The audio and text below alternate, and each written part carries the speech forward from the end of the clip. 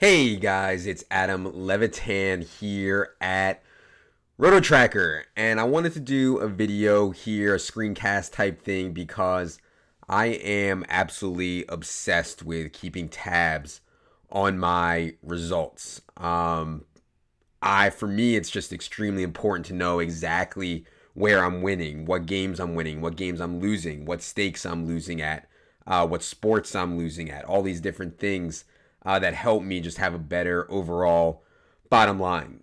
So first of all, I wanted to say that these are not my stats. I had the guys at RotoTracker make a just a dummy subset of data here that for the purposes exclusively of this video, didn't really want to put all my stats out there for the entire world to see. So this is just totally random, just totally random data.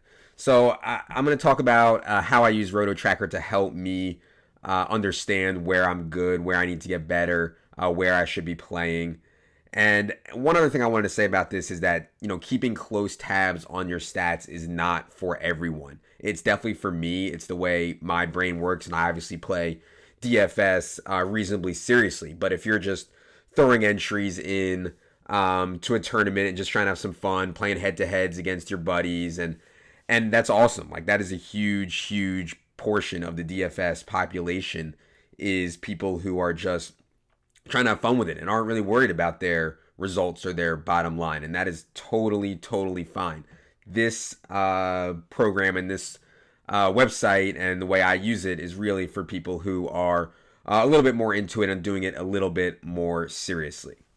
So this is going to be real short. I'm just going to quickly get into two ways that I like to use it. There's so many different things you can do on RotoTracker, but real simply, when you want to upload your data, you just go to upload. You will have already downloaded your files from FanDuel or DraftKings or Yahoo or whatever. You simply upload it into here, and it takes about 10 seconds, and you have all of your data, all of your contests. So I like to use the cohort tab, and this will tell me, okay, which sites do I have the best ITM percentage at? Which sites do I have the best ROI at? So if I was looking at this, I would say, hey, maybe Yahoo, I'm struggling at a bit, and maybe try to find out why. And you can also sort by sport here. Obviously, whoever this person's data is, this dummy data, really struggling in NBA relative to the other sports, really good at NHL.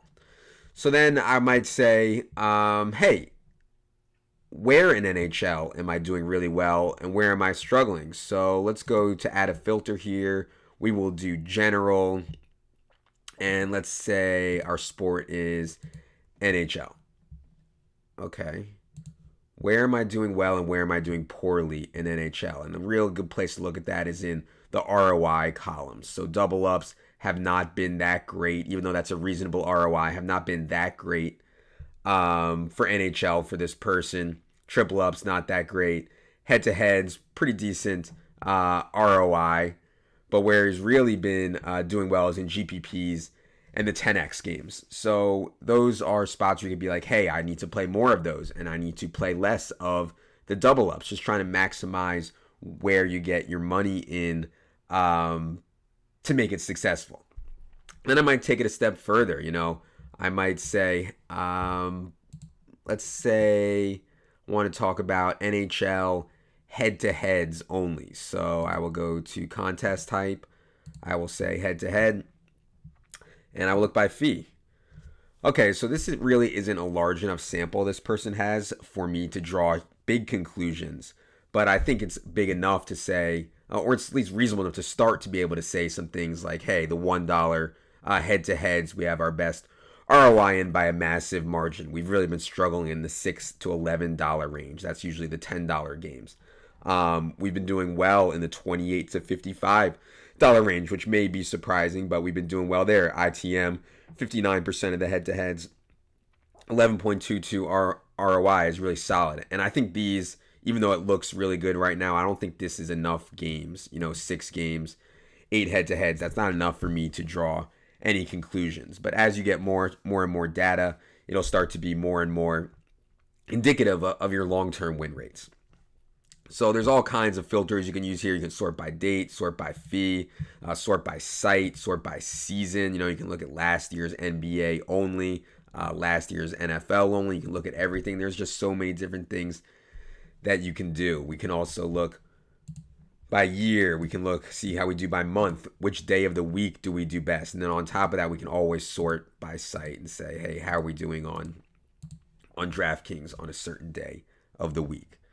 So just a ton of really, really cool things you can do to stay on top of it. And for me, game selection is a huge, huge part of my game. I think game selection, you could argue, game selection, you could argue, is just as important, if not more important, than your actual process of picking players. And, using RotoTracker has really, really, really helped me with my game selection.